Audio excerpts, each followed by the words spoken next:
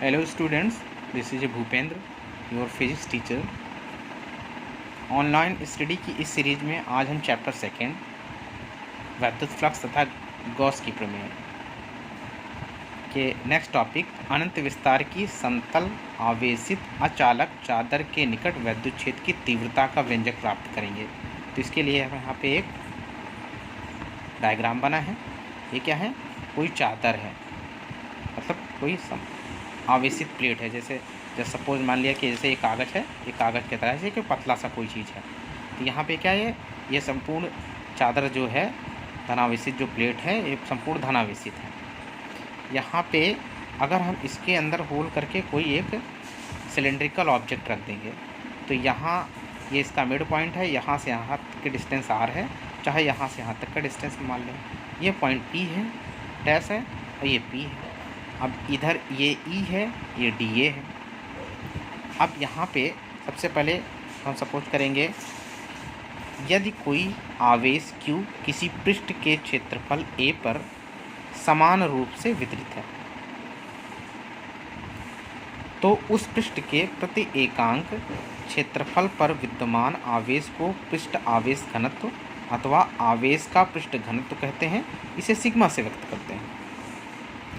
अतः किसी आवेशित पृष्ठ का आवेश का पृष्ठ घनत्व sigma is equal to Q upon a, या दूसरे शब्द में कहा जाए तो किसी आवेशित पृष्ठ पर आवेश का पृष्ठ घनत्व q is equal to sigma upon a. अब यहाँ पे हम सपोज करेंगे कि माना कि अनंत विस्तार की एक धनावेशित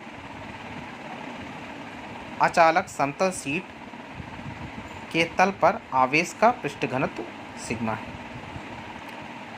अब यहाँ पे अनंत विस्तार की एक धनावेशित अचालक समतल चादर के निकट चादर से r दूरी पर एक बिंदु है जहाँ पर वैद्युत क्षेत्र की तीव्रता ज्ञात करनी है।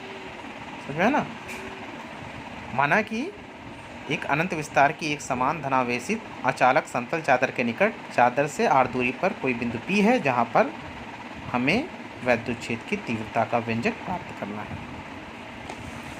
अब उसको समझने के लिए सबसे पहले वहाँ देखा मैंने P देखा और वहाँ एक P डैश है, तो वहाँ पे अगर हम सपोज कर लेंगे तो माना कि चादर के दूसरी ओर एक P डैश था और एक P था, तो माना कि चादर के दूसरी ओर बिंदु P के सम्मित बिंदु P डैश है। हम चादर के आर पार एक गॉसियन पृष्ठ की कल्पना करते हैं जिसके समतल सिरे चादर के समांतर हैं तथा बिंदुओं P व P डैश में से गुजरते हैं। माना कि इस बेलन के प्रत्येक सिरे का क्षेत्रफल A। अब चूँकि आगे की प्रक्रिया को बढ़ने के लिए तो पहले हम E डैश को मेंशन कर देंगे। चूँकि चादर क्या है का विस्तार अनंत है, अतः चादर के समीप दोनों ओर सभी बिंदुओं पर वैद्युत क्षेत्र E का परिमाण समान होगा तथा दिशा चादर के अभिलंबवत बाहर की ओर होगी। ऐसी स्थिति में बेलन के दोनों सिरों से होकर जाने वाला वैद्युत फ्लक्स फाई ई सफिक्स में रखेंगे। इंटीग्रेशन EDA इन वेक्टर फॉर्म, यहाँ भी EDA, क्योंकि हम इधर लेफ्ट का भी ले रहे हैं राइट का भी ले रहे हैं। अब हम जानते हैं जब वेक्टर फॉर्मेट हटता है तो एंगल के टर्म में आता है, तो EDA जब हटेगा वेक्टर में तो क्या होगा EDA कॉस थीटा।